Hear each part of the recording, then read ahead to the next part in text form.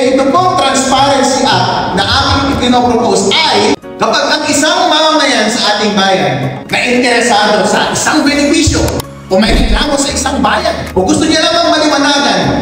about sa posisyon sa ating bayan, meron dapat makakasagot ng agad-agad at malinaw. Ang gawain po yan ay pwedeng gawain ng automatic under Executive Department. Kapag hindi po ginawa ng Executive Department yung polisiya na yan na malinaw about transparency at about responsive na pagsagot about sa concern ng ating kababayan, nagde-devolve po sa ating council para mag-layout ng standards and protocols about sa pagsagot ng mga ganyang concern para po wala nang magawa yung ating Executive Department kundi sundin yung ordinansa na iyon para meron tayong basehan para panagutin yung mga hindi sumasagot ng agad-agad.